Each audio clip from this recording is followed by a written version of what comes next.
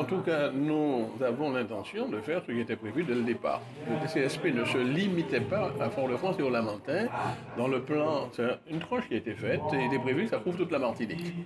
Ce qui est à l'ordre du jour de cette plénière, c'est que le Martinique Transport, qui a désormais en charge tout le transport sur tout le territoire, et après la dissolution du syndicat mixte, Martinique Transport va confier à la CTM le soin de faire les études puis de réaliser l'extension des infrastructures pour permettre à terme au TCSP d'irriguer tout le territoire. Donc qu'est-ce qui est prévu?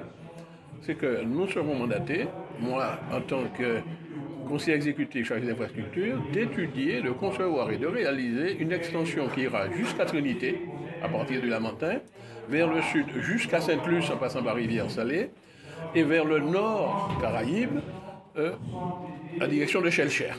Voilà les études que nous serons chargés, et ensuite de le réaliser. Donc ce n'est plus le syndicat mixte qui a ça en charge. Puisqu'il n'existe plus de toute façon le syndicat mixte. Il a été dissous hier. Voilà. Est-ce qu'on a déjà pensé au financement de tout ça? Parce que le TCSP en lui-même, sa création avait déjà coûté cher, et beaucoup plus cher que ce qu'on avait prévu initialement. Est-ce que les extensions coûteront aussi cher? Est-ce qu'on sait à peu près ce que ça va donner? Ils coûteront vraisemblablement moins cher que ce qu'il a fallu faire là où le tissu urbain était très dense. Cette partie, on a déjà fait la partie qui coûte le plus cher. Après, c'est des voies réservées le long des routes. Bon, il y aura quelques complications du côté de Shelcher. Mais là, il y aura à faire l'acquisition d'emprise, ça coûtera une certaine somme. Nous ne connaissons pas encore le montant, puisque nous commençons par les études, l'évaluation, puis ensuite la recherche du financement. Mais ça coûtera, je veux dire que l'essentiel est financé par les Martiniquais eux-mêmes, sous la taxe sur les carburants. Nous allons nous adresser aux Européens et à l'État pour savoir s'ils sont prêts à nous accompagner. Mais pour l'instant, ce sont les études et l'estimation des coûts. Je ne suis pas encore en mesure d'avancer les coûts actuellement.